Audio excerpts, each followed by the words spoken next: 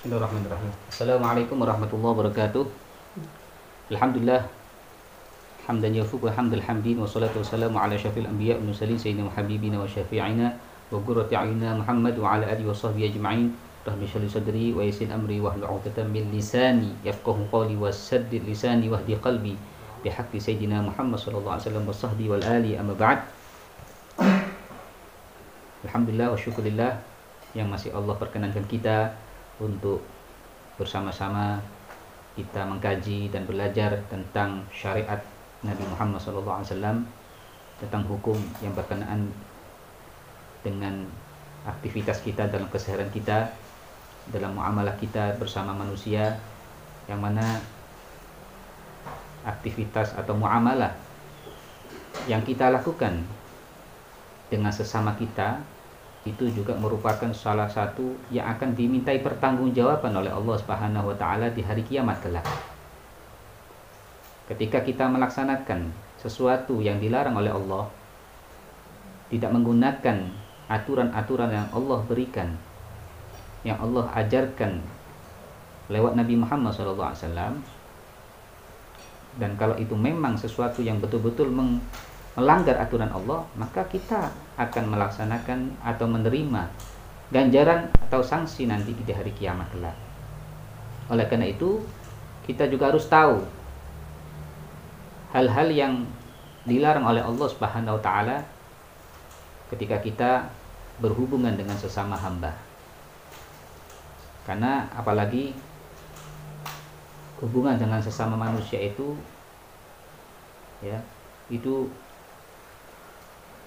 muhkamun bitasyaddud. Kita ini ketika bermuamalah dengan orang itu atas dasar sesuatu yang sangat sulit. Kalau kita punya salah sama orang, otomatis yang banyak adalah orang itu sulit juga memaafkan. Berbeda kita dengan muamalah sama Allah. Allah punya sifat Ghafurur Rahim. Allah itu Maha Pengampun dan Maha Penyayang. Maka para ulama-ulama kita khususnya sangat berhati-hati sekali ketika bermuamalah dengan manusia. Oleh karena itu, kajian yang kita saat ini kita bahas adalah tentang riba. Riba ini sudah dipastikan dalam Quran hukumnya haram. Salah satu penyebab dikatakan haram dan termasuk dosa besar, bahkan bisa mengalahkan zina, karena salah satu dari yang terjadi efeknya adalah merugikan saudara kita sendiri. Otomatis kerugian tersebut bukan hanya bersifat fisik, materi, tapi bersangkut pula dengan psikologis atau jiwanya tersakiti, dan itu yang menjadi Allah tidak terima, sehingga Allah Subhanahu wa taala menjadi pembela orang-orang yang didolimi. Maka riba ini sampai-sampai salah satu yang sampai Allah Subhanahu wa taala turun tangan ketika orang itu betul-betul melanggar aturan-aturan yang berkenaan dengan transaksi jual beli yang di situ ada terselip riba. Oleh karena itu, supaya kita semakin memahami apa itu riba dan yang berkenaan dengan riba, sekarang bagaimana sih solusinya? Apakah ada syariat itu memberikan solusi supaya kita keluar dari riba? Maka Islam itu di samping memberikan arahan dan larangan, di samping pula memberikan solusi akan apa yang menimpa, yang dihadapi oleh setiap manusia. Itu Islam.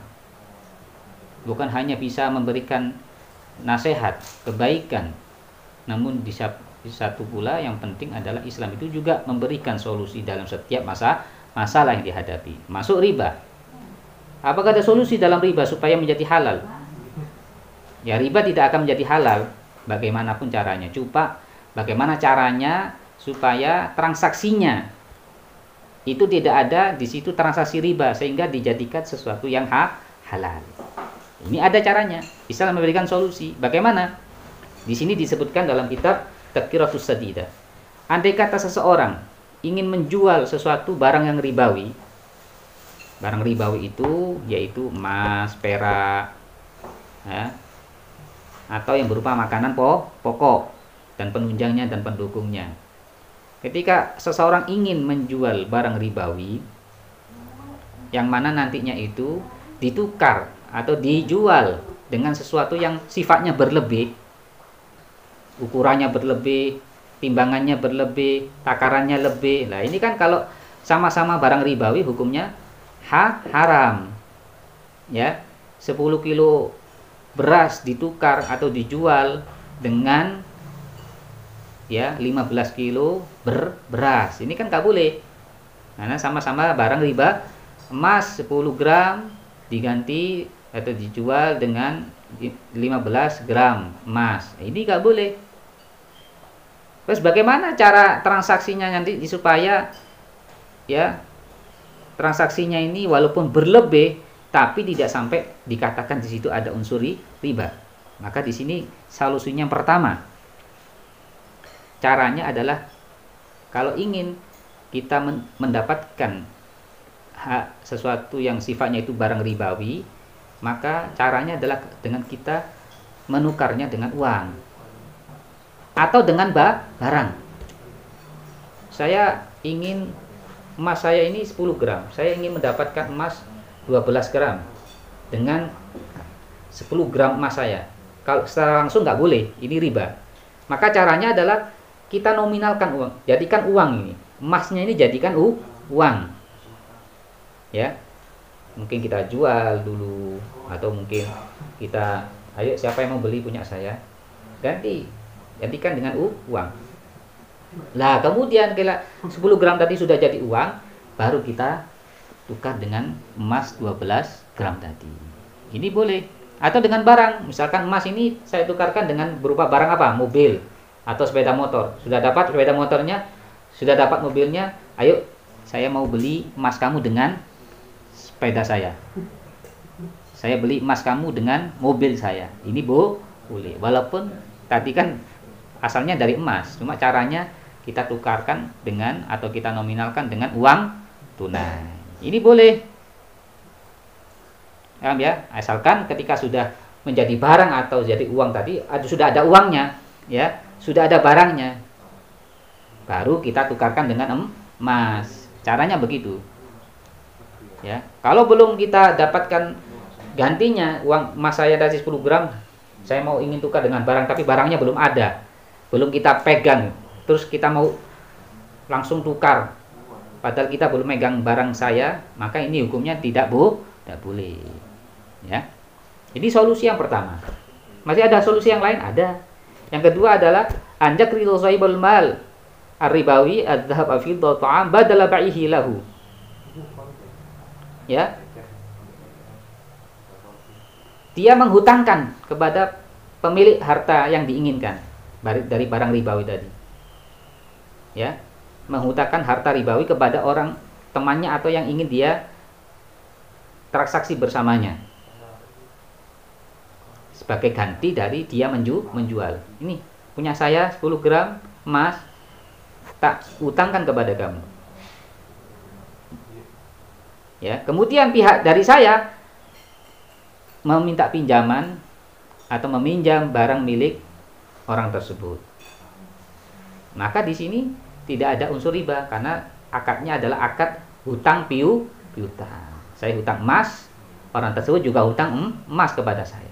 Nanti caranya ya nanti dilepaskan atau diibrokkan, dibebaskan. Kamu punya utang saya 12 gram emas, saya bebaskan, saya halalkan. Begitu pula orang tersebut. Orang tersebut bilang kepada saya, ya, Ustadz, emas yang saman pinjam, yang Anda pinjam, saya juga bebaskan dan saya halalkan. Nah, ini hukumnya sah. Walaupun nanti akhirnya saya mendapatkan keuntungan misalkan. Saya tadi kan punya 10 gram, akhirnya sekarang saya mendapatkan 12 gram. Ini hukumnya boleh dengan sistem utang piutang. Ya, itu caranya. Yang ketiga, cara solusi yang ketiga masih ada lagi, yaitu dengan cara sama-sama menghibahkan, sama-sama memberikan hadiah. Saya punya emas 10 gram, kamu punya emas 12 gram. Sebenarnya saya pingin punya kamu. Gimana caranya? Ya hibahkan saja. Saya punya 10 gram, ini tak kasihkan kepada kamu. Hanya yang punya 12 gram emas tadi juga menghibahkan, memberikan hadiah kepada saya. Ini selesai. Di sini tidak ada unsur riba. Ya. Yang keempat adalah cara yang keempat adalah ditukar sama-sama dengan sesuai dengan ukuran dan jenisnya. Takarannya berapa itu yang ditukar sama.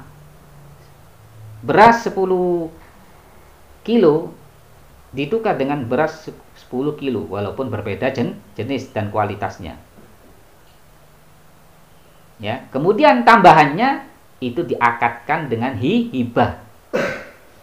Misalkan ya, orang tersebut punya 15 kg beras kualitas B, punya saya beras kualitas A, ukurannya 10 kilo.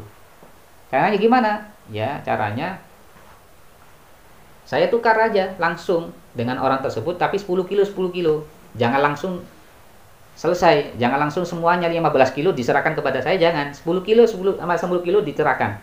Punya saya 10 kilo kualitas A, tukar dengan punya kamu ya 10 kilo yang kualitas B. Oke. Selesai, baru yang orang tersebut menghibahkan, menghadiahkan 5 kilonya kepada saya. Ini Ustaz, 5 kilo saya hadiahkan kepada panjenengan, kepada Anda. Nah, ini halal. Halal. Emas juga seperti itu.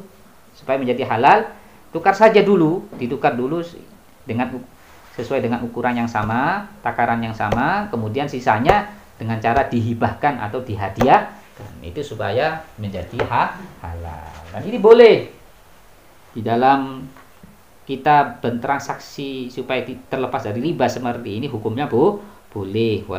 Akan tetapi menurut Imam Nawawi, kalau kita niatkan seperti ini, minimal dapat hukum makruh.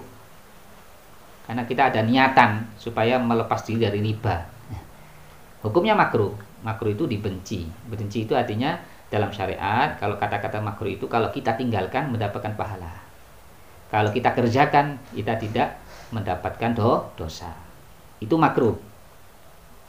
Berarti artinya lebih baik jangan kita seperti ini, ya. Ada niatan untuk bisa terlepas riba. Ya, kalau memang nggak ada niatan untuk terlepas riba, melepas diri dari riba, nggak ada hukum makruh, nggak ada niatan. Misalkan contoh, saya punya 10 gram emas, saya ingin ngasihkan uang emas 10 gram ini kepada si fulan, ya, kepada si fulan. Ini punya kamu, saya mau kasih hadiah sama kamu 10 gram emas. Kemudian orang itu tadi karena melihat saya itu baik sekali, Ustadz kok baik ya, saya dikasih emas 10 gram, saya kok senang. Akhirnya tiba-tiba orang tadi itu membalas kebaikan saya dengan memberikan hadiah emas juga, tapi lebih banyak, berapa? 20 gram misalkan. Ustadz, saya ingin ngasih hadiah sama panjenengan emas 20 gram. Nah, ini kan sebelumnya memang nggak ada niatan sama sekali. Saya ingin mendapatkan emasnya yang 20 gram. Nggak ada niatan. Maka di sini inilah yang dikatakan tidak kena hukum makruh. Sangat baik sekali kalau begini, ya. Tapi kalau sudah ada omongan sebelum akad, nanti caranya begini ya supaya nanti biar jadi halal, ya. Ini minimal kena hukum makruh kata Imam An-Nawawi. Yang penting nggak apa-apa kalau memang kita membutuhkan seperti itu, ya silakan, ya, lebih baik daripada kita terkena riba, ya, lebih baik dengan cara-cara yang sudah diajarkan para ulama supaya kita terjauh dari riba. Adapun yang kedua selanjutnya, misalkan bagaimana kita ini membeli sesuatu dengan cara kredit melalui bank. Nah, ini kan sering terjadi seperti KPR, ya. Kita ingin kredit rumah, kita nggak mampu kalau beli rumah itu secara kontan. Ada rumah dijual 200 juta, murah sih, tapi kita nggak mampu kalau langsung atau tunai. Sehingga kita kadang-kadang solusinya kita datang ke bank lah, atau pihak tertentu, mungkin ada CV atau PT yang khusus memberikan cara seperti ini, atau kita datang ke bank yang umumnya ke bank. Akhirnya bank tadi kita tawarkan, bang, saya ini pengen beli rumah itu 200 juta harganya, cuma saya nggak bisa beli secara kontan kepada pihak atau orang yang punya rumah itu. Kalau anda wahai bang, mampu bisa membeli rumah itu, maka saya akan membeli rumah itu dari sampean sebagai pihak bank dengan cara kredit berkala dalam tempo 1 tahun misalkan. Maka cara seperti ini boleh. Jadi KPR atau yang semacamnya itu boleh dengan syarat pihak bank itu betul-betul melunasi rumah tersebut dan sudah betul-betul dipegang oleh pihak bank suratnya sebagai tanda bukti kalau dia sudah betul-betul rumah ini dimiliki oleh pihak bank. Ya. Atau misalkan saya secara pribadi, nggak harus bank ya, pribadi. Ada seorang datang kepada saya, Ustaz, saya ini pengen beli rumah tapi nggak mampu kalau kontan. Oh, nggak mampu ya, sudah, gini aja, saya akan beli rumah itu. Berapa harganya? 200 juta. Oke, saya cash 200 juta. Namun kamu kalau pengen memiliki rumah itu, kamu bisa beli dengan saya dengan cara kredit. Namun harganya lebih dari itu. Saya jual ya dengan harga 300 juta. Ya, boleh. Asal saya sudah betul-betul transaksinya sudah selesai. Saya sudah terima kunci rumah itu minimal yang pihak saya. Nah, tapi kalau belum menerima kunci dari pihak rumah ya nggak boleh langsung saya jual, karena rumahnya belum saya pegang sebelum saya terima ya kan ya. Saya punya beli mobil, ada orang pengen beli mobil ya, atau contoh yang ini kitab aja ya, itu contoh kitab aja. Ini ada orang pengen beli kitab tapi nggak mampu secara kontan. Ini harganya misalkan 100.000. Saya nggak mampu kalau 100.000 langsung uangnya. Saya bisanya kredit bertempo berkala. Akhirnya saya di sini aja, saya yang beli kitab ini harganya 100.000 ya. Nanti kalau kamu pengen beli kitab ini, boleh kamu nyicil kepada saya, tapi harganya 200.000. Gimana? Mau? Nah, ini transaksi sepertinya boleh, asal saya sudah betul-betul menerima kitab ini. Kalau belum menerima kitab ini terus saya jual, nggak boleh. Kan sudah kita bahas, kalau kita pengen jualan sesuatu ya, kita oper lagi ke orang lain, maka harus syaratnya kita sudah memegang ya barang tersebut. Kita sudah menerima barang tersebut baru sah dijual beli kan. Ini secara hukum seperti itu ya. Wallahu a'lam bishawab. Semoga bermanfaat dan barokah. Kalau apabila ada pertanyaan, silakan nanti dituliskan di kolom komentar dan nanti insyaallah akan segera kita jawab. Hadanallahu wa iyyakum. Bismillahirrahmanirrahim. Allahumma hdina fi hadait wa afina fi afiyat wa barik fi ma atait wa qina syarra ma qadait innaka kunta alamin. Alhamdulillahirabbil alamin. Taqabbalallahu minkum. Assalamualaikum warahmatullahi wabarakatuh.